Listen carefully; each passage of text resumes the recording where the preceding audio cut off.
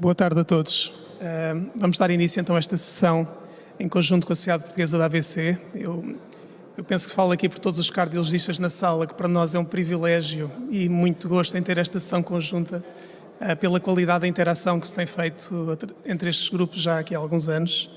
Queria começar por cumprimentar e apresentar como moderadora desta sessão a professora Diana Sousa, do Centro Hospitalar de Lisboa Central, que é professora convidada da Faculdade de Medicina da Universidade de Lisboa e que também neste momento é co-chair do Board das Guidelines da European Stroke Organization. E sem mais demora, ia pedir aqui ao professor João Sargento, do Centro Hospitalar da Universidade de Coimbra, que fizesse aqui uma apresentação e que nos explicasse melhor a referenciação destes doentes. O João é o nosso principal interlocutor do Vascular Team no Centro Hospitalar da Universidade de Coimbra, é o coordenador da unidade da AVC, também é professor convidado da faculdade. E, João, muito obrigado. Obrigado, Emanuel. É realmente um prazer estar cá. Em nome pessoal, do meu serviço, da sociedade que também participa, da Sociedade Portuguesa da AVC, realmente esta colaboração próxima é crítica, vejo-o como crítica para nós, para a nossa atividade e para os doentes, realmente, que é o que estamos aqui a tratar. Ora, eu aqui é como referenciar doentes para encerramento de FOP e apêndice auricular. Claro que eu nesta audiência eu não tenho uma tarefa muito difícil em convencer esta audiência em que é preciso encerrar FOPs e apêndices, mas vamos discutir um bocadinho sobre, portanto, não será tanto uma abordagem de convencer desta utilidade, naturalmente, também já passámos bem essa fase, mas também realmente ver como um neurologista, um médico da medicina cerebrovascular vê a possível indicação para encerramento de FOP e apêndice auricular esquerdo. Eu, como sempre, também não sou isento de conflitos de interesse, só que isto não... Ok, agora vai-me trocar 30 slides? Não. E realmente, eu acho que saltou aqui realmente os conflitos de interesse, pois... E porque realmente esta relação cérebro-coração realmente é uma relação histórica, não é? Portanto, realmente, de facto, desde caricaturas sobre as funções cardíacas e cerebrais, não é? Portanto, mas realmente na medicina, se há área onde realmente elas se aproximam é realmente, precisamente aqui na medicina vascular, não é? Portanto, a medicina vascular, cerebrovascular, cardiovascular, realmente é uma área onde se aproxima muito destas especialidades, estes domínios da ciência clínica e realmente aqui, lá só o facto de estarmos aqui também é já sinal disso. E se elas se aproximam realmente na doença, hoje em dia também se aproximam por estratégias que nós temos e de facto aqui o Manel já bem indicou que realmente estas estratégias digitais aproximam-nos muito, aproximam os grupos e nós mensalmente estamos aproximados por estas estratégias digitais para discutir doentes e realmente é uma reunião que já tem agora 8 anos e começou já em 2015 e de facto tem sido muito produtiva para os doentes. Eu tinha trocado realmente os meus conflitos de interesse, já ouvi que os meus conflitos de interesse até nem são muito negativos para esta sessão, porque eu sou alguma coisa, eu até sou, os meus conflitos de interesse é mais para o tratamento médico, não é? Portanto, nem tanto aqui para a parte do dispositivo.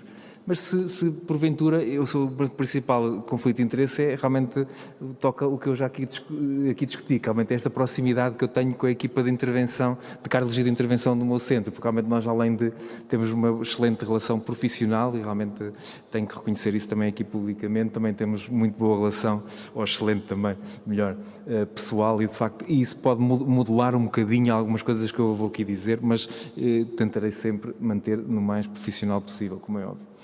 E, realmente, onde é que entra aqui a medicina cerebrovascular? Nós entramos muito, óbvio que não vou tocar em nada, não é? Portanto, por não saber, por manifesto ignorância e por pessoas aqui que sabem muito mais disto que eu, sobre o tratamento, assim, a intervenção do que é o encerramento e do apêndice e do forma noval patente, mas realmente nós temos um papel, porque realmente vamos aqui discutir, realmente dentro desta interdisciplinaridade na seleção e depois no seguimento de ambos estes doentes, e realmente, que como sabemos, óbvio, são doentes complexos. Começando então pelo lado do apêndice, óbvio que as recomendações para a prevenção, para a prevenção tromboembólica em contexto de FA são claras, estão publicadas. Realmente aqui estas tenho naturalmente para trazer aqui as da vossa área, realmente aqui da Sociedade Europeia de Cardiologia, e onde é que, e sabemos o papel que tem o tratamento médico, mas realmente reconhecemos com papel e com indicação realmente um bocadinho diferente ao longo do tempo, e indicações também claras de todas as sociedades, e aqui totalmente sumariando as europeias e americanas, também para o encerramento percutâneo. Então vamos falar um bocadinho como é que eu vejo, né, como é que a medicina cerebrovascular vê esta indicação. Realmente o ponto onde que está sempre referido, não é? Portanto, que é transversal a todas as sociedades, é a presença de uma complicação hemorrágica não reversível, sendo sempre que o exemplo que é sempre dado é a hemorragia intracraniana pelo seu impacto, não é? Como sabem, tem aparecido e desaparecido do texto principal da recomendação uma questão que também nos preocupa, que é a prevenção secundária, terciária e quaternária dos doentes hipocoagulados, e vamos um bocadinho abordar isso, apesar de realmente assim no primeiro texto agora não está lá plasmado. Realmente, então, como é que nós raciocinamos então aqui no contexto da hemorragia cerebral? O raciocínio que nós temos é um bocadinho, quer dizer, um bocadinho neurológico, sabe? Nós médicos assim do cérebro andamos sempre à procura de qualquer coisinha, não é? Então quando vemos uma hemorragia, vamos sempre tentar perceber o porquê. Porque realmente há vários mecanismos para poder acontecer uma hemorragia cerebral. E é isso que nós tentamos sistematizar. É óbvio que isto é um processo, pronto, também somos uma sociedade, também faz alguns estudos e algumas coisas também engraçadas, e existem realmente vários mecanismos para isso poder acontecer. Mas sumariando, para uma hemorragia parenquimatosa há 2 grandes mecanismos para isso acontecer. Estes fenómenos de hemorragias corticais ou córtico-subcorticais, que têm esta morfologia assim junto ao crânio, está bem? Portanto, que são normalmente associados a uma patologia que é a angiopatia amiloide, uma patologia degenerativa do vaso, está bem? E outra, muito mais frequente, profunda, em que há uma ruptura destes microvasos originários dos grandes vasos da base do cérebro, em que são estes que reparem que isto não é uma questão volumétrica, não tem nada a ver com tamanho, é mais localização, está bem? Portanto, a localização é que nos dá uma pista e a restante depois de investigação. E porquê é que isto é diferente? Porque o risco de ocorrência é muito diferente, está bem? Dependendo da série, uma hemorragia por doença de pequenos vasos, ou seja, uma hemorragia hipertensiva, tem uma taxa de ocorrência que, desde que controlemos a tensão, até é inferior a 1% ao ano, está bem? Ou seja, uma taxa de ocorrência bastante baixa, está bem? Claro que o risco de ocorrência dependerá do controle efetivo da tensão arterial. Contudo, o risco de ocorrência para uma hemorragia por angiopatia amiloide ao ano é muito alto, está bem? Portanto, realmente o que torna-se na prática, no momento com uma angiopatia amiloide que já sangrou uma vez, é quase certo que vai sangrar uma segunda, terceira vez, é quase uma certeza se ele sobreviver o tempo suficiente para isso acontecer. Então, como é que nós sistematizamos o nosso raciocínio? Primeiro, então, o raciocínio etiológico. Teve hemorragia num doente com FA, e que até terá corrido razoavelmente bem. É o raciocínio porquê? O que é que aconteceu? Em que temos aqui o grande saco onde nós queremos, entre aspas, meter o doente, é perceber se poderá ter sido uma hemorragia por doença de pequenos vasos hipertensiva que nós consigamos controlar e fazer uma boa prevenção secundária médica, portanto, sem necessitar, nestes doentes, ir para uma estratégia invasiva e depois podemos então reintroduzir a anticoagulação a estes doentes. Claro que a fórmula não é assim tão fácil, não é? Realmente nós sabemos, não é? No dia-a-dia temos o nosso doente que muitas vezes temos outras questões que realmente que nos fazem pensar se, além desta estratégia, não precisaremos mesmo de uma estratégia de tromboprofilaxia que não envolva medicação. No entanto, este é assim o nosso candidato típico, é aquela hemorragia lobar, recorrente ou não, portanto, como vos disse, a angiopatia amiloide acaba por ocorrer, mas pronto, mas um doente mesmo com uma primeira hemorragia lobar, que tem microhemorragias lobares em ressonância, vemos assim, ou seja, que é um sinal de angiopatia amiloide, nós não podemos biopsar, temos alguns exames que nos sugerem isto, que podem sugerir, mas não conseguimos diagnóstico definitivo, e a tensão arterial mais ou menos difícil de controle, ou seja, quando nós vemos este é um doente que nós ou reiniciar a anticoagulação temos medo de que quando ocorrer essa recorrência, porque vai acontecer, do evento poder eventualmente ser fatal para o doente, naturalmente. Outro tema que aqui gostaria ainda de abordar, dentro deste tempo que eu tenho, é realmente o encerramento do apêndice na prevenção secundária, terciária e quaternária e por aí fora. Portanto, realmente que é no doente, que é o doente que tem fibrilação auricular, que está hipocoagulado e que ainda assim tem um AVC. Nós, há uns anos, acabámos por fazer este estudo nacional em que tentámos perceber porque é que isto acontecia, são dados portugueses, e realmente há aqui vários dados que se tiram daqui. Primeiro, logo dentro daqueles que eu também vou tentar procurar sistematizar, o primeiro raciocínio que nós temos é: será que este AVC não teve nada a ver com a fibrilação auricular? A fibrilação auricular não é a única causa de AVCs, portanto, e é realmente nós percebermos se este doente teve um AVC por uma outra causa que não associada à fibrilação auricular, em que nós melhoramos a tromboprofilaxia da FA, não tem nada a ver com o risco de ocorrência deste doente, está bem? Pode ter um AVC autotrombótico, pequenos vasos, disseções, outras causas, está bem? Está sempre em nossa mente. Vamos falar um bocadinho aqui sobre a adesão terapêutica, mas depois, como vamos ver aqui, este grande grupo que nos preocupa é este do desconhecido, não é? Aquele doente que está a tomar, que parece ter sido causado por um evento cardioembólico e no entanto, estava a tomar medicamento e ainda assim recorreu. Este é aqui um exemplo imagiológico para termos a noção de como é que a aparência de um AVC por doença de pequenos vasos, que apesar de ser pequeno, sabem que o cérebro não é exatamente como o coração, não é?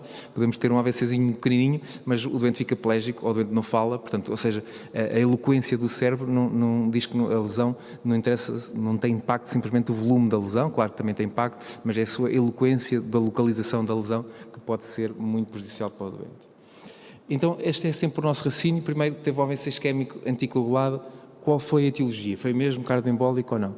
Depois, claro, a outra causa bastante frequente, que ainda não tinha abordado há pouco, é se a anticoagulação oral estava em dose adequada para o doente, quer com antagonistas da vitamina K, quer com o NOAC, são frequentes, não é? A volta de 15, 20% são doentes que não estão adequadamente anticoagulados, e claro, a adesão, não é? Portanto, e nós também, isto foi outro estudo de colaboração aqui com a nossa cardiologia de Coimbra, de facto que mostramos que existe ainda uma percentagem que é relevante de falta de adesão como causa do AVC.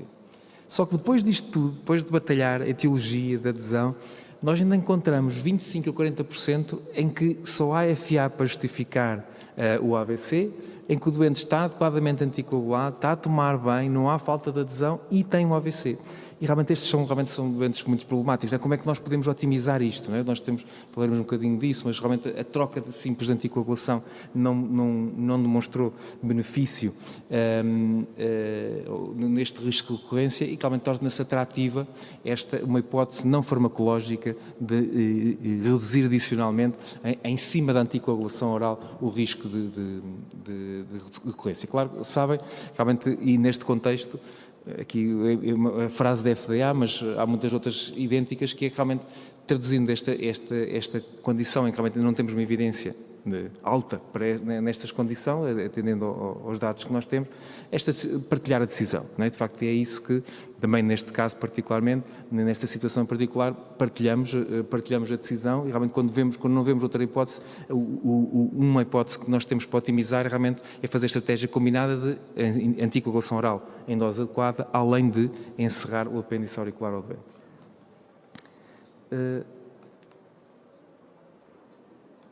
Okay. Depois, ainda me foi convidado para falar um bocadinho aqui sobre FOP. É óbvio que sabem que, curiosamente, não terão conhecimento, mas antigamente os dados epidemiológicos da Organização Mundial de Saúde apontavam para que 1 em 6 pessoas ia ter um AVC durante a sua vida. Mas já na campanha do ano passado, o dado epidemiológico foi atualizado e agora é 1 em 4 pessoas vai ter um AVC durante a vida. Ora, 1 em 4, todos se lembram também é o dado do FOP, não é? 1 em 4 nós temos FOP. Por acaso, realmente, agora esta coincidência, 1 em 4 temos um FOP e 1 em 4 tem um AVC. Claro que não são os mesmos 1, não é? O 1 não é o mesmo 1 que tem o FOP e que tem um AVC, mas como nós sabemos, existe um risco associado, aumentado, pela presença do FOP e a ocorrência do AVC. Agora, o que nos coloca realmente determinar a relação entre os dois, não é? E daí o raciocínio do que FOP é este. Claro que dentro de, como nós vamos ver, o raciocínio partilhado, é óbvio que a opinião aqui dos nossos colegas da cardiologia é mais balizada e daí nós discutimos isto em conjunto e também que tipo de AVC é que foi o doente. E aí entramos nós para tentar esclarecer melhor o tipo de AVC. Não vos vou... vocês conhecem muito melhor estas recomendações, mas eu não resisto a trazê-las cá só porque trazer a palavra interdisciplinar. Realmente é uma palavra que eu tive aquele exercício de procurar a palavra interdisciplinar, porque estava a aparecer muitas vezes, e é uma palavra que se repete muito. São 12 vezes no documento de consenso de cardiologia da Sociedade Europeia do AVC e de outras sociedades relevantes, mas realmente a palavra interdisciplinar diz aqui e reforça muito o que é, mais uma vez, a decisão num campo onde realmente são duas patologias muito frequentes. Eu dou uma toque quanto ao diagnóstico, aí nós também podemos contribuir, sabem realmente a sensibilidade relativamente limitada do ecotranstorácico para o diagnóstico de FOP, realmente nós, e é um dado em que acrescentamos na discussão, porque realmente nós somos muito sensíveis e temos uma capacidade de quantificação do shunt bastante boa com o Doppler transcraniano, e eu trago aqui um exemplo só para terem uma noção do que nós fazemos, mas realmente é óbvio que a definição anatómica, como é óbvio, será sempre através do transesofágico. O teste em si que nós fazemos, bem, a solução agitada de soro é semelhante ao que fazem no potente torácico ou transesofágico, nós detectamos de outra maneira, portanto, e aqui nós temos mesmo aqui um vídeo que nós fizemos há algum tempo. Nós temos uma grande vantagem, reparem como é que o doente está, isto foi óbvio que na altura que o doente tinha estado de máscara, mas completamente acordado, ou seja, o doente faz aqui uma nova valsalva bem feita, e para nós bem feita tem que ser mesmo bem feita, porque nós monitorizamos a hemodinâmica, porque só podemos aumentar um bocadinho o som. Portanto, agora, quando for injetado, estão a ouvir o som da artéria intracraniana. Vamos encher o peito de ar. Nós conseguimos.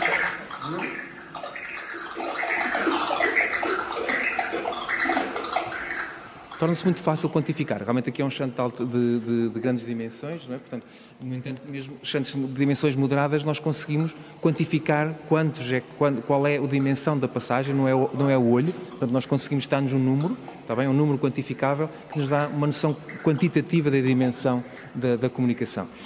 Claro que, reparem, diferenças desta técnica, nós somos bastante eficazes também a identificar qualquer comunicação de direito-esquerdo e nós também, com o tempo que demora até ao primeiro ITS, conseguimos localizar o local da comunicação. De facto, nós não olhamos a anatomia, não é? Nós diagnosticamos shunt de direito-esquerdo e realmente o que torna o dado do ETE muito sensível, do Doppler transcraniano, com o dado do ETE, em que muitas vezes discutimos-lo em conjunto e integramos e até revemos dados do ETE em função do Doppler transcraniano. Assim, claro que, como estava a dizer, o que nós vemos realmente é estimar a probabilidade que este AVC possa ter causado pelo FOP, não é? Portanto, e a vinheta clínica também o doente tem um AVC de características embólicas, portanto, realmente, olha, contra aquela imagem que eu vos tinha há pouco, não é? Portanto, um AVC que não seja doença de pequenos vasos, que tenha características embólicas, ou um AIT determinado clínico, com uma determinação clínica, mas que tenha sequela imagiológica documentada, portanto, seja um AVC na recomendação, na definição mais recente, num doente jovem com baixo risco de FA, e isso também está sempre à nossa mente, qual é o risco que este doente tem de FA e que tenha um foco de alto risco. Está bem? Os nossos principais confundidores aqui é a enxaqueca com aura, a crise epilética nestes doentes, lesões de substância branca subcortical, ou seja, não fenómenos embólicos, mas fenómenos microangiopáticos.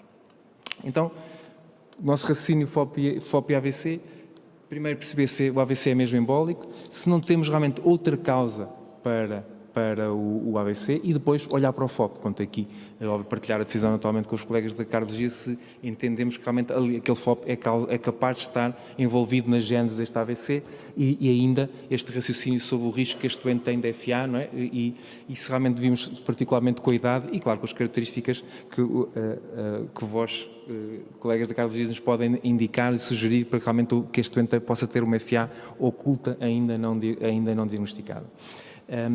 E realmente aqui, se no FOP, realmente as nossas questões até muitas vezes nem discutimos, portanto, apenas indicamos, portanto, olha, realmente aqui somos um bocadinho mais céleres na discussão do FOP, mas ainda assim há FOPs realmente complexos e que ainda utilizamos bastante tempo a discuti-los para ponderar ou não encerrar. É o penúltimo slide, e cumprirei o meu tempo, é realmente sobre o follow-up, porque realmente esta é uma discussão que se nos coloca, porque se é um bocadinho mais fácil, no doente tem FA, não é? Portanto, e também encerramos o FOP e também encerramos o apêndice. No doente com FOP, a ter uma profilaxia é um bocadinho mais complexa e também muito perguntada pelo doente. Então, eu já tapei aqui isto, será que eu preciso continuar a tomar medicação? Realmente, a decisão não é fácil e deve ser ponderada, porque realmente se nós olharmos a recomendação cega da Sociedade Europeia do AVC, o doente tem um AVC, tem um evento trombótico, tem que ser antiagregado, pelo menos antiagregado, se não tiver indicação para o tratamento, antiagregação simples para a vida. Na junção dos dados que nós temos, dos ensaios utilizados nos dispositivos, a recomendação é pelo menos 5 anos. Portanto, agora, eu juntaria sempre voltava ao que discuti há pouco, não é? Realmente a integração do tipo do AVC e também dos dados do dispositivo em si, mas normalmente o FOP traz pouco desafio no encerramento, não é? Normalmente no encerramento e no seu follow-up acaba por sempre correr bem e não haver tanto essa variabilidade. É mais a variabilidade do AVC em si que o doente teve e ponderação se vai necessitar durante mais tempo ou não de ter uma profilaxia. Portanto, este é mesmo o último slide, realmente são duas condições que nos tocam muito enquanto especialidades e realmente onde nós entramos é afinar um bocadinho o tipo de AVC, seja isquémico, seja hemorrágico e a percepção de risco de recorrência. Então, entramos aqui naquela palavra que as recomendações utilizam, a interdisciplinaridade, que é o que também estamos aqui a fazer, é o que nós fazemos mensalmente e que com muito orgulho e acho que temos ajudado alguns doentes com essas discussões. Portanto, muito obrigado pelo vosso tempo.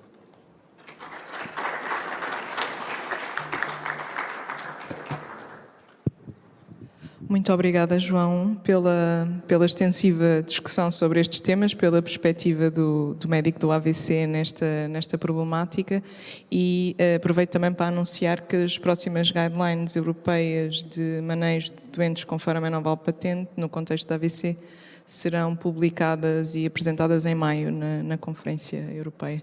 E aproveito também a oportunidade para apresentar o Dr. Eduardo Infante Oliveira, com extensiva experiência nesta área, cardiologista de intervenção do Hospital dos Lusíadas e presidente prévio, penso que seja o termo em português, da APIC, que vai falar então sobre a perspectiva do cardiologista de intervenção, Intervention on PFO and Left Atrial Appendage, Time to Shine. Portanto, aguardamos. Obrigada. Muito obrigado, boa tarde a todos e é com particular satisfação que participo nesta sessão nesta versão interdisciplinar. É sempre ótimo estar com os colegas de neurologia, aprendo sempre muito nestas interações. E relativamente a este tema e esta provocação daqui do título desta sessão, eu diria que sim, que estas duas técnicas estão no seu tempo a brilhar, mas brilham de forma diferente e têm desafios diferentes pela frente. E começaria pelo foramen valve e na sua associação com AVC isquémico embólico. A técnica não é nova, ou seja, tem cerca de 30 anos, portanto foi em 1992 que se publicou a primeira série, e este é um exemplo claro que é comum a muitas outras áreas da intervenção, é que durante muitos anos não teve um suporte de evidência, não se organizaram ensaios clínicos que pudessem demonstrar a sua eficácia. E acresce que os primeiros ensaios que foram elaborados, isto cerca de há 10 anos, esses primeiros ensaios foram inconclusivos ou mesmo negativos para o benefício da técnica. E por isso foi necessária persistência e uma segunda geração de ensaios clínicos que esses sim vieram a demonstrar vantagem clínica dentro deste contexto da prevenção secundária do AVC isquémico. E realço, isto é comum a muitas outras áreas da intervenção. O que se passou aqui de diferente foi que entre 2013 e 2016 a técnica estava praticamente colocada de lado, depois de se terem iniciados muitos programas nacionais de oclusão de FOP, eles praticamente se extinguiram durante este período. Isto são duas publicações da Nature que apontam exatamente para a dúvida da utilidade deste tipo de técnica, mas por persistência dos investigadores foi possível organizar mais e melhores ensaios clínicos. E por isso, não ter evidência é péssimo, ter evidência insuficiente ou termos ensaios desenhados de forma insuficiente ou de forma incorreta é um problema ainda maior, porque podemos estar a excluir uma hipótese que é de facto uma hipótese verdadeira. Cá está o tipo do erro, o tipo erro 2, que acontece muito na cardiologia de intervenção. Ensaios que têm uma amostra pequena ou em que os doentes são seguidos durante pouco tempo e não temos tempo suficiente para acumular os eventos.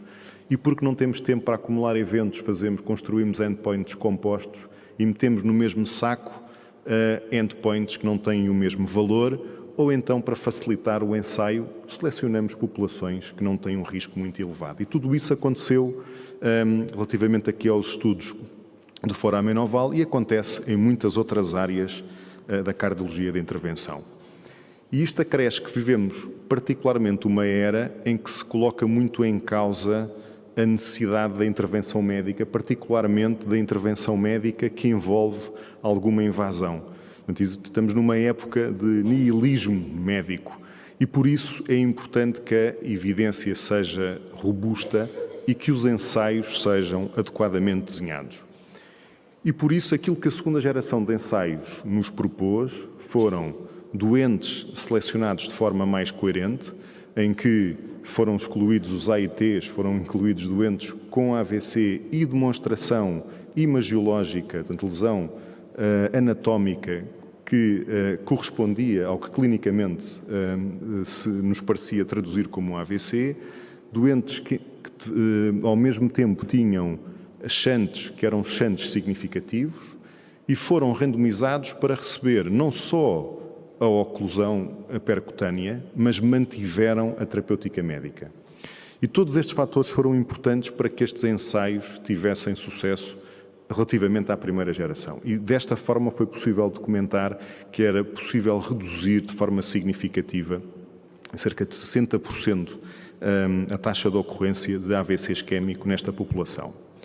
E ainda assim com um perfil de segurança muito favorável, deixando algumas franjas aqui de preocupação, nomeadamente na ocorrência de fibrilhação auricular, que não percebemos bem ainda o impacto que tem nestes doentes, se é um fenómeno que é transitório após os primeiros meses após o implante, ou se isto tem um impacto a mais longo prazo e pode ter um impacto no risco cardioembólico.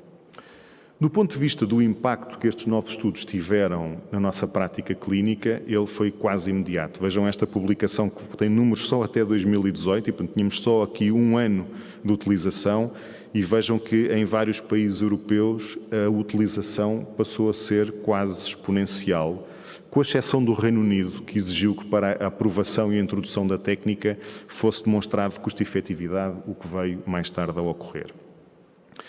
Por isso, o encerramento do foramen oval neste contexto está, obviamente, a brilhar e nos nossos laboratórios também sentimos este crescimento dos últimos anos, mas obviamente que temos ainda questões em aberto para o futuro. Temos, como eu já mencionei, a questão da fibrilhação auricular e o seu impacto a longo prazo e também de outras complicações à medida que vamos encerrando mais doentes.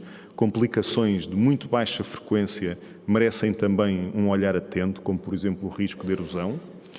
Depois temos a questão que já foi aqui abordada do tipo ideal de terapêutica antitrombótica a longo prazo. Portanto, se estes doentes devem ou não manter a antiagregação.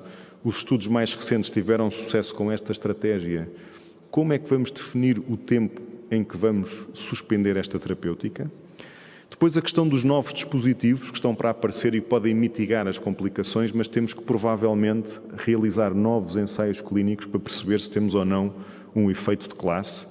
E depois, à medida que a população vai envelhecendo e que o perfil de risco do risco cardioembólico e aterosclerótico se vai modificando, podemos ter que reequacionar o limite de aplicabilidade também destas técnicas. Talvez os 60, 65 anos possam não fazer sentido daqui para a frente e podemos também equacionar novas indicações. Eu deixo só aqui, num tom muito de provocação, se algum dia vamos pensar na prevenção primária. Se não vamos estar à espera do primeiro evento, mas vamos conseguir identificar os doentes que têm anatomias que são mais propensas a este tipo de fenómeno cardioembólico. E desta forma, olhando para aquilo que é a evolução do número de implantações, transito do FOP para o apêndice auricular. E reparem, apesar desta evidência muito sólida, que como vamos ver mais à frente nós não temos ainda no encerramento de apêndice, nós temos tido um crescimento muito notável no encerramento de FOP, mas temos que considerar que isto é uma patologia que tem por base um problema que é um problema congénito, ou pelo menos um problema, um defeito de formação nos primeiros anos de vida, os primeiros meses. E por isso nós vamos ter aqui uma prevalência fixa e que à medida que vamos adotando esta técnica ou esta estratégia de encerramento, vamos logicamente aumentando o número de implantes, mas isto há de chegar a um platô. O mesmo não se passará com o encerramento de apêndice se as indicações se mantiverem estáveis. Aqui estamos a falar de uma população cada vez mais envelhecida e cada vez com mais fatores de risco e com mais fibrilação auricular, e cá estão as colunas a azul com a perspectiva aqui no mercado norte-americano de um crescimento, assim com uma tendência exponencial para o encerramento do apêndice. E perspectiva-se que este crescimento se vá projetar ainda de uma forma mais acentuada nos próximos anos.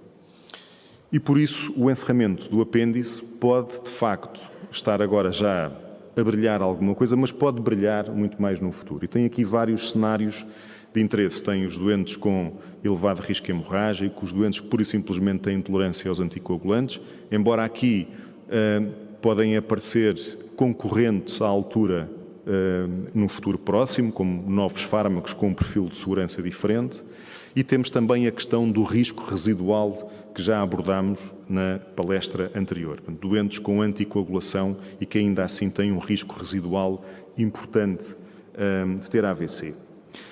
Agora, o que eu gostaria de dizer é que o encerramento de apêndice tem a mesma sustentação de evidência que tem o encerramento do FOP, mas tenho que admitir, apesar de ser um entusiasta, que isso não é inteiramente verdade, e é por essa razão que nós não conseguimos consenso entre cardiologistas, neurologistas e outras especialidades. Há muitas formas de olhar para a evidência. Eu posso destacar aquilo que, do meu ponto de vista, é o mais importante, em 2 ensaios aleatorizados, mas em doentes que eram elegíveis para a anticoagulação, conseguiu-se demonstrar uma importante, uma significativa redução do AVC hemorrágico, de todas as complicações hemorrágicas e de todas as causas de morte, e com um resultado equivalente neutro se colocarmos o AVC todo no mesmo saco, contabilizando AVC isquémico e hemorrágico. Ou seja, estes dados seriam, do meu ponto de vista, suficientemente fortes, suficientemente importantes para ponderar este tipo de técnica a quem, por alguma razão, não pode tomar anticoagulação oral. Mas, independentemente destes e de outros ensaios, o grau de evidência já há muitos anos, há mais de 10 anos, que não sai de 2B. E, muito francamente, não sei se até a este momento haveria uma razão para mudarmos deste 2B. Outros dados importantes que são indicadores de que esta é uma terapêutica que pode brilhar hoje e pode brilhar mais no futuro. Ainda dos 2 ensaios, do Prevail e do Protect-AF, há aqui um dado que para mim é muito importante, que é a taxa de redução de cerca de 50% daquilo que são os AVCs que têm repercussão neurológica, que têm sequelas. E aqui esta redução massiva é importante e prova o conceito de que encerrar o apêndice não diminui ou não vai mitigar a formação de trombos em toda a cavidade auricular, mas vai ter a capacidade de reduzir a formação de trombos que têm maior dimensão e que por isso têm o potencial de ocluir vasos mais proximais da circulação cerebral, e isso implica que os AVCs terão menos repercussão funcional. Por outro lado, mencionar, e que vocês conhecem bem, o Praga 17, que estuda doentes com alto risco e compara o encerramento de apêndice já com os novos anticoagulantes orais, com um resultado sobreponível do ponto de vista da redução do AVC e do AIT e com um sinal de claro benefício no ponto de vista da redução das complicações hemorrágicas.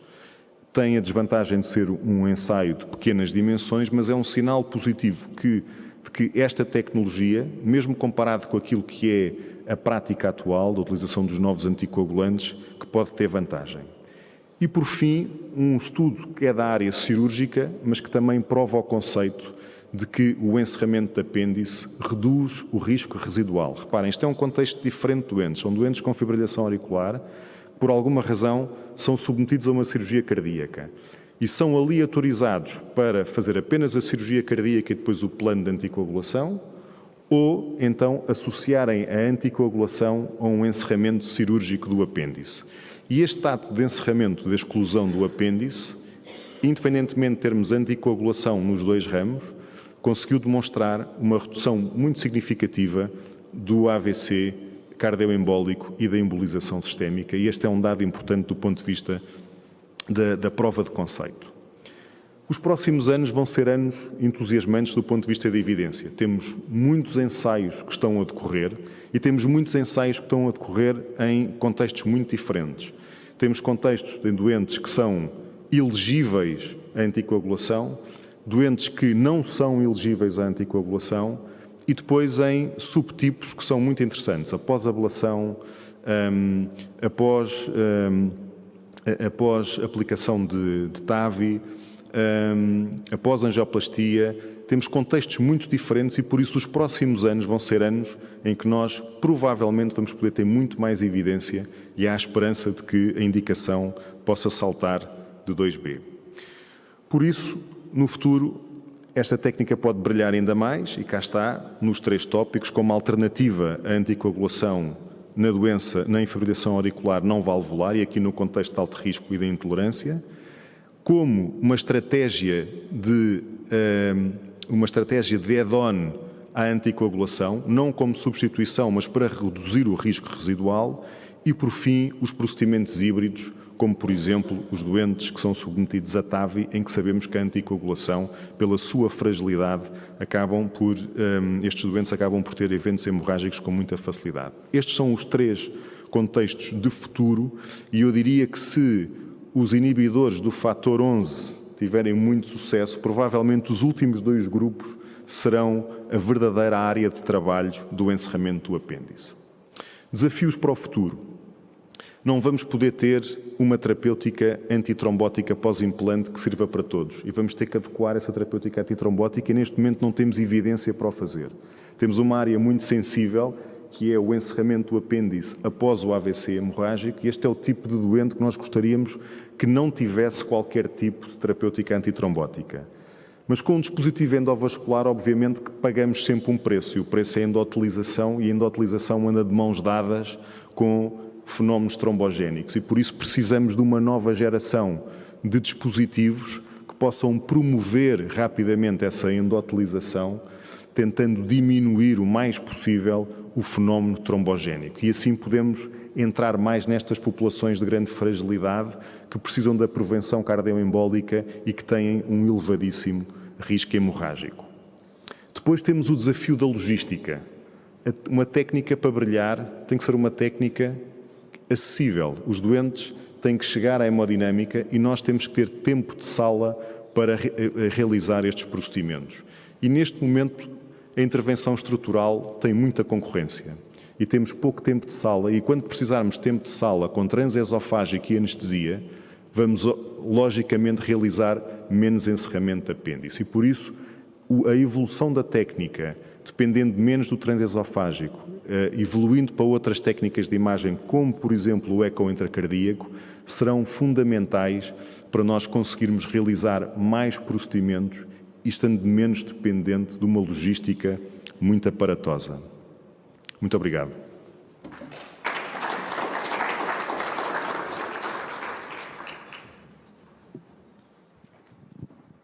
Muito obrigada, Dr. Eduardo Oliveira. Abrimos então agora o painel de discussão com 3 peritos na área, a doutora Filipa Ferreira, o Dr. Jorge Guardado e a doutora Sofia Galego, que convidamos a iniciar a discussão.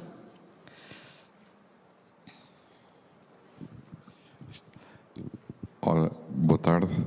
Para encerrar uma sessão fantástica, quero cumprimentar a professora Diana Aguiar de Sousa e o Dr. Manuel Santos pela presidência e as brilhantes comunicações do amigo Eduardo, muito bom, e do colega que vem de Coimbra, que eu não conhecia assim tão bem, mas na verdade foi uma comunicação brilhante. 2 pontos de vista para a mesma coisa, ou seja, temos aqui uma comunicação inicial que nos fala sobre o racional e sobre a perspectiva da evidência, da adequação da intervenção perante os contextos, tanto do encerramento do FOP como do apêndice auricular esquerdo. Eu gostei muito da apresentação e foi muito explícito naquilo que são os pontos e na abordagem.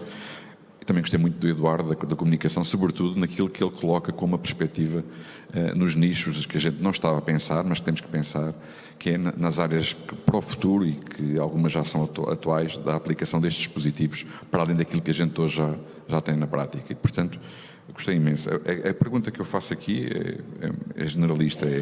O Eduardo pegou muito na questão. Sim, temos que ter tempo de sala, temos que ter capacidade logística para isso acontecer, temos que ter equipas treinadas e também temos que ter esta ligação, penso eu, interessante com a neurologia e que também não está sempre disponível. Quer dizer, ter esta possibilidade de fazer aqui um art brain para conseguir fazer discussão de casos e para conseguir que a gente tenha a melhor decisão para os doentes também não está sempre disponível, os centros não estão sempre disponíveis e portanto não é uma questão que a gente hoje consiga na prática conseguir. A minha pergunta é para o colega da neurologia, como é que ele vê isto do ponto de vista, ele está em Coimbra, é verdade, por exemplo eu estou em Leiria, apesar de ter um colega que também está, nós começamos há pouco tempo a encerrar o Fórum Menoval e fizemos um lançamento em julho dos primeiros casos e a minha dificuldade, mas felizmente o colega que está da neurologia também já tinha experiência em Coimbra e teve a oportunidade de nos ajudar, é sempre esta dificuldade que é de conseguir pôr as equipas a funcionar, a comunicação e para que as coisas aconteçam. A pergunta é como é que nós conseguimos fazer isto no país, ou seja, como é que conseguimos pôr outros centros e que a neurologia a funcionar, então que outros neurologistas também podem de facto falar sobre isto. E a pergunta para o Eduardo é como é que o Eduardo vê, ele já foi avançando, mas como é que o Eduardo vê esta situação de nós podermos no futuro ter maior representação da aplicação prática destas técnicas no nosso país. Basicamente é isso. Estou? Obrigado pelas palavras e de facto devo acrescentar também algum ponto em que não é só, enquanto especialidades não é só neurologia, a medicina interna também trabalha e orienta boa parte dos AVCs em Portugal. Portanto, realmente eu para resposta à primeira pergunta eu dou um nome comercial, desculpa-me, que é Zoom. Portanto, a melhor estratégia realmente é definir, marcar sempre, de conversar, não é? Portanto, acho que isso, não é? Conversar as pessoas entendem-se e de facto há um interesse comum porque estão todos ávidos desta necessidade, desta discussão, porque também, se eu diria que nós médicos da medicina cerebrovascular, estamos muito ávidos de ter o contacto com a cardiologia, permitam-me aqui a intrusão, mas normalmente os cardiologistas também estão ávidos de ter o nosso input daqueles doentes assim cinzentos que lhes mandam a eles e pá, João, vejam lá se isto do vosso lado também, isto é mesmo para encerrar ou não, porque realmente óbvio que eles são sempre muito ávidos para encerrar, mas de ter um suporte para aqueles casos cinzentos acho que é bom dos dois lados. Portanto, falar e depois a nossa regra é, quando acabamos uma reunião, marcamos sempre a próxima. Nunca depois marcamos. Deixamos sempre a reunião marcada. Curtinhas, meia hora, um zoom e andamos. Portanto, realmente era a minha sugestão. Muito obrigado. Bom, Jorge, perguntas todas muito importantes. Eu, de facto, este é o desafio da equipa multidisciplinar, uma constante agora nas técnicas que têm entrado na hemodinâmica, e eu recordo-me bem do que era no início, ver um doente que tinha um FOP, depois mandava-nos uma carta à neurologia, já era difícil marcar a segunda consulta para mim, mas depois também era difícil para a neurologia. Na melhor das hipóteses, ao fim de 9 meses, 12 meses, tínhamos uma conclusão. Por isso, de facto, eu acho que sempre que vi as coisas a andarem de uma forma diferente foi quando se estabeleceu uma relação entre equipas pequenas, em que há confiança, há proximidade, se pode fazer um contacto telefónico e eu julgo que depois de uma fase inicial que é de aprendizagem e de até falarmos a mesma linguagem, acho que a partir daí as discussões são mais curtas e começamos a pensar da mesma forma. E eu acho que aí conseguimos otimizar o tempo e conseguimos selecionar os doentes de uma forma mais simples. Por outro lado, o desafio de nós mantermos a acessibilidade a estas técnicas em Portugal. Eu acredito que tem que haver uma expansão da utilização destas técnicas para aquilo que são os laboratórios que habitualmente as executam. Ou seja, concretizando, estas técnicas acabaram por ser introduzidas em hospitais que eram hospitais centrais, hospitais com cirurgia cardíaca, que são também hoje os hospitais que têm um grande movimento de intervenção valvular. E isso veio consumir recursos que são importantes nestas áreas.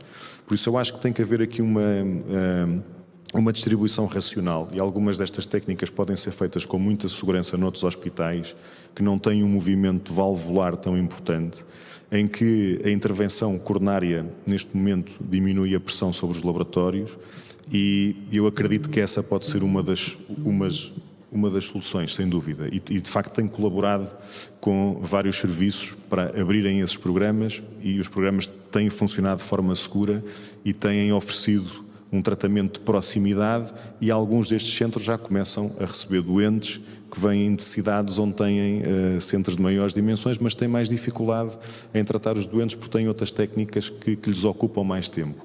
Por isso, distribuir trabalho e otimizar recursos, eu acho que podemos fazê-lo trabalhando com todos os laboratórios. Posso só acrescentar aqui um ponto, eu concordo em absoluto. Eu penso que também aqui um dado muito importante é a organização do laboratório e como fazer os procedimentos. Como o Dr. Eduardo estava a dizer há pouco, da questão do ecotransesofágico, que é excelente para guiar o procedimento, mas obriga quase sempre à presença do anestesista.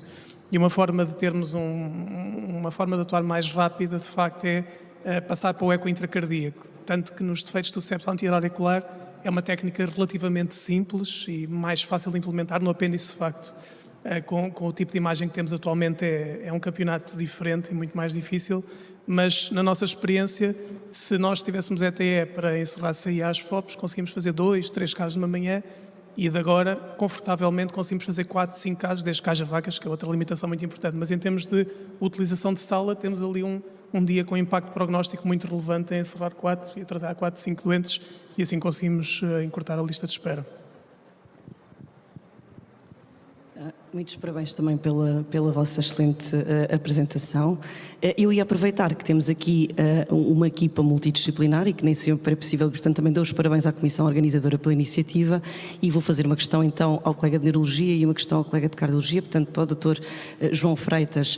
Eu gostava de saber o que é que ele acha da utilização da anticoagulação oral como forma de prevenção secundária.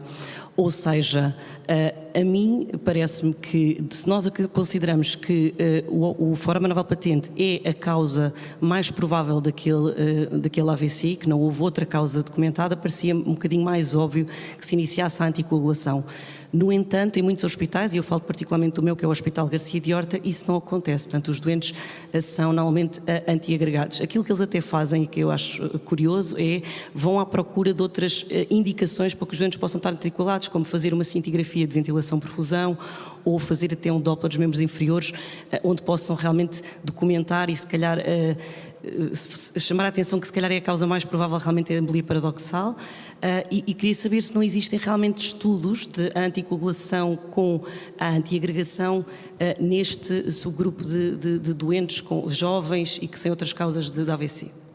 Obrigado. Realmente nós, indo para trás, a indicação era assim, antiagregar até haver uma indicação para anticoagular, né? E só o FOP nos dados históricos não dava essa indicação. No entanto, os IPDMAs, né, o Individual Patient Data Meta-Analysis dos ensaios, mostrou que a anticoagulação, até comparando com o encerramento, em termos de prevenção de redução de risco de AVC isquémico, é comparável. Não é? Portanto, isso separou dos doentes antiagregados. Portanto, a sua resposta, e hoje em dia, a maior parte das vezes, sempre que há um FOP causador potencialmente na gênese desse AVC, logo um FOP de alta dimensão, com risco de ocorrência, a estratégia mais utilizada, mais recomendada é mesmo anticoagular esse doente e não antiagregá-lo até estar encerrado, não é? Portanto, idealmente precisará de não muito tempo, porque depois vai encerrá-lo, não é? Portanto, mas até estar encerrado, portanto, e o benefício do encerramento é precisamente depois deixar de precisar de anticoagulação a longo prazo, portanto, depois de encerrar é que já não há essa necessidade.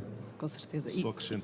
Posso só acrescentar um dado, é só mencionar o estudo Navigate-Tesos, que não é exatamente, ou não é especificamente neste contexto, que é AVC criptogénico, e o estudo foi suspenso prematuramente por risco hemorrágico. E por isso também a experiência que tinha com a Diana era anticoagular os doentes até fazer o encerramento, mas fazer o encerramento o mais depressa possível para não expor o doente a esse risco. Eu acho que, de facto, do ponto de vista fisiopatológico faz sentido, mas devemos tentar dar uma alternativa que seja mais segura. E já agora, ainda em relação a este tema, que eu acho que é outro ponto muito controverso, em que eu vejo também diferenças de centro para centro, tem a ver com doentes que até têm, nesta investigação etiológica, causa para estarem anticoagulados, nomeadamente porque foi detectado um tromboembolismo pulmonar ou uma trombose venosa profunda. O que fazer? Será que nós vamos conferir algum benefício adicional ao encerrar o forama naval patente nestes doentes? Será que o devemos fazer? Que também vejo algumas discrepâncias nesta área. Gostava de saber qual é que é a vossa opinião. Bom, eu posso começar. De facto, ainda antes de nós termos esta evidência mais sólida, o doente que tinha simultaneamente o tromboembolismo e o AVC era o doente que ainda restava para o encerramento, porque aí havia uma relação causal que era mais óbvia. É claro que esses doentes ficam anticoagulados, mas não ficam anticoagulados para sempre. Esse é logo o desafio.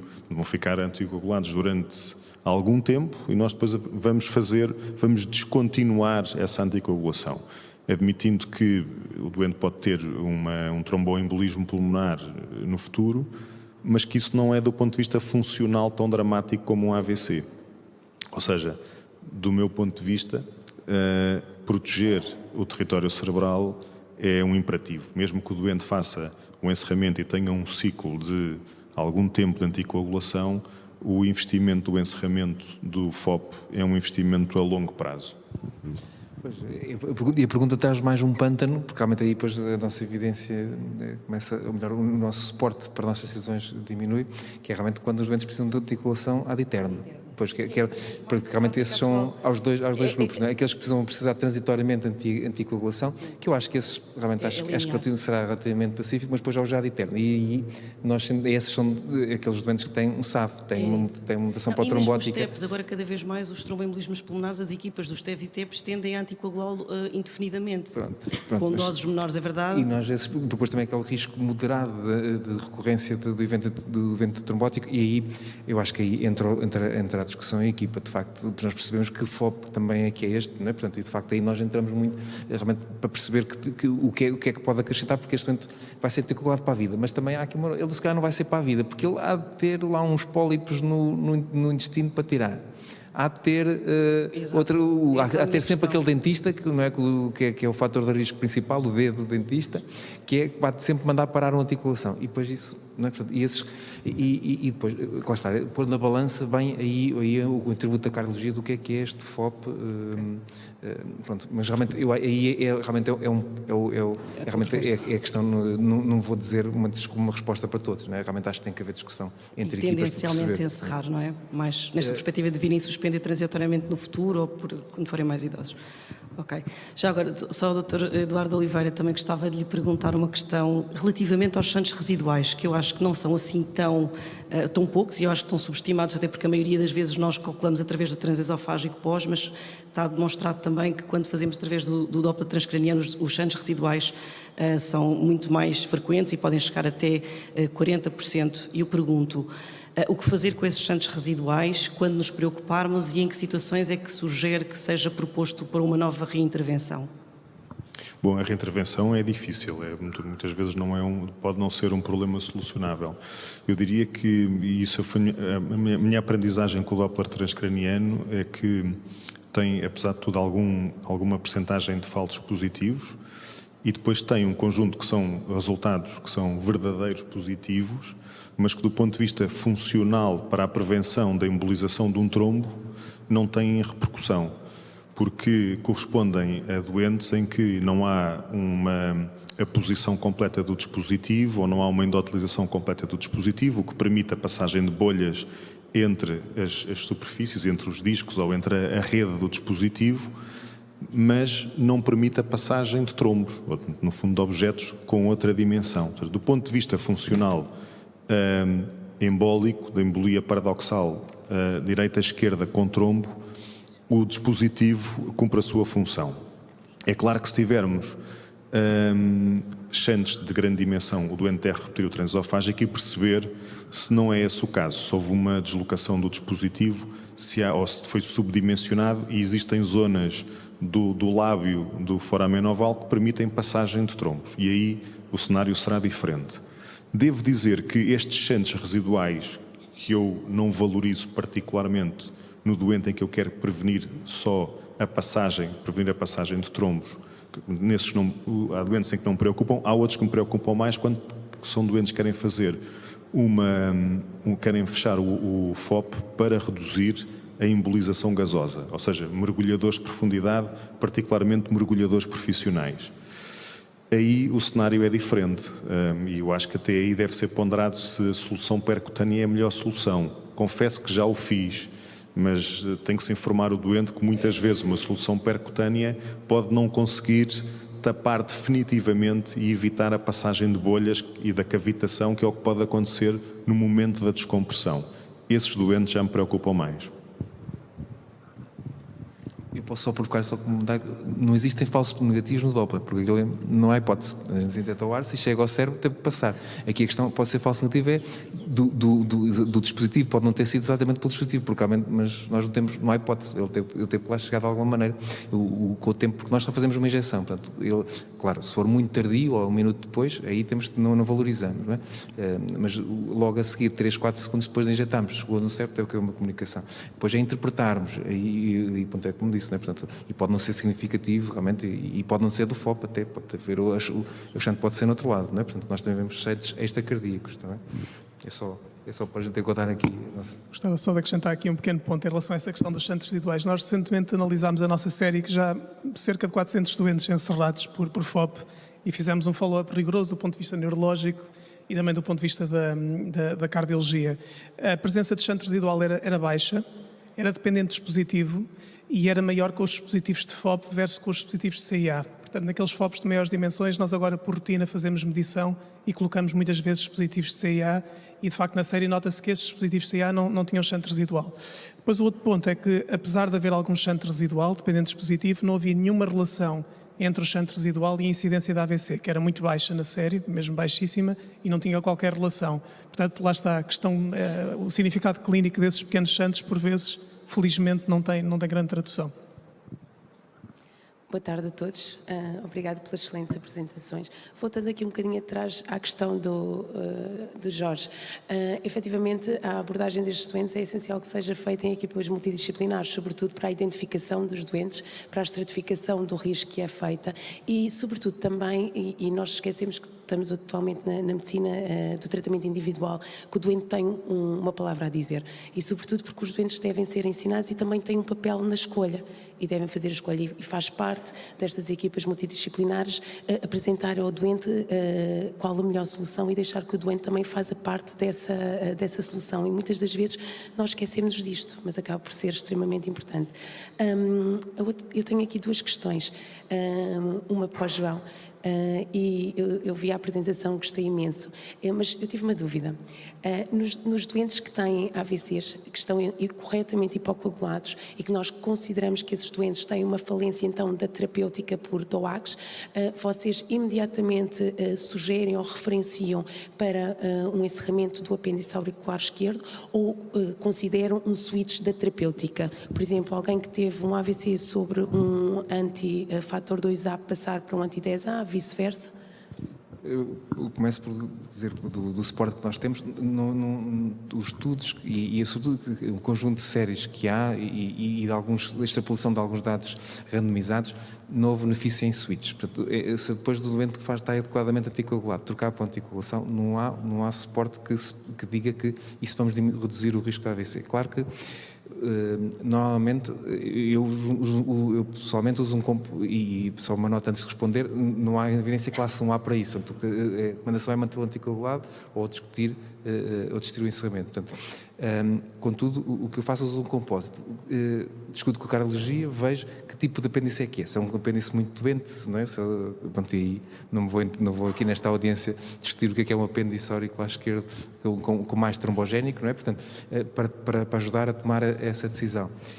Com frequência, ponderem em trocar alvo terapêutico e trocar de alvo terapêutico, ou seja, se é um direta tombina passar por um anti-10A e vice-versa. E depois, com o novo agente, dosear, garantir que ele está a ter eficácia. Porque depois também não há, porque nós também, normalmente quando temos as análises de fase aguda, podemos ver os tempos de coagulação, naqueles NOACs que nos permitem dizer, muitas vezes nós vemos que apesar do doente estar a tomar, temos aqueles sinais indiretos que ele não está a atuar. Portanto, claro que nós depois não voltamos a reiniciar para ver se há falência farmacológica ou não, mas as estratégias que eu utilizo é um bocadinho. Normalmente a primeira linha, porque eu depois, para encerrar o apêndice, não vou encerrá-lo logo depois de seguir ao AVC. A minha primeira estratégia é garantir que se o doente estava mesmo bem, depois daquilo tudo, realmente trocar o alvo terapêutico, portanto, trocar o alvo terapêutico do NOAC. Depois junto esses compósitos todos para tomar a decisão de se mantenho com esse alvo terapêutico ou não. Mas isto aqui, pessoal, eu não sei se alguém quer dar uma resposta. Sim, isso me permite rever sempre novamente o mecanismo, não é? Porque não é assim tão raro que um doente que tenha uma fibrilação auricular ou até um mecanismo cardioembólico, revendo a etiologia, possa ser encontrada outra etiologia adicional, não é? como falaste, a disseção, uma AVC lacunar ou outra causa, ou uma estenose carotídea, etc. Portanto, rever sempre novamente o mecanismo, rever a compliance, a eficácia e depois, realmente, em caso de falência, considerar outras possibilidades, incluindo a intervenção, não é? Penso que no vosso centro já tem experiência também nesse grupo de doentes, não é? E numa altura em que o encerramento do foramen oval patente vai brilhar, eu queria saber qual é que é a opinião do Eduardo respeito ao encerramento do FOP em contexto de prevenção primária. Bom, era mesmo só uma provocação, mas eu julgo que, enfim, seria ótimo se nós conseguíssemos prever os doentes que vão ter o seu primeiro AVC. No fundo, nós ficamos à espera da primeira agressão. Isso implica que o doente vai ter a sua primeira lesão. Neste momento, obviamente, não temos evidência, mas seria bom, seria ótimo. No fundo, não devem ser só fatores anatómicos. Do foramen, haverá aqui também a questão da propensão para a venotrombose, mas, enfim, eventualmente um dia eu espero que se chegue lá. Obrigada. Muito obrigada aos palestrantes e aos peritos que promoveram aqui a discussão. Foi, de facto, uma sessão muito multidisciplinar em que pudemos perceber qual é que é a importância do Heart Brain Team, se me é permitido o anglicismo, e tanto na seleção dos doentes como na prevenção das complicações e no manejo após a terapêutica de intervenção relativamente à prevenção secundária. Agradecendo a todos, damos por terminada esta sessão. Obrigada.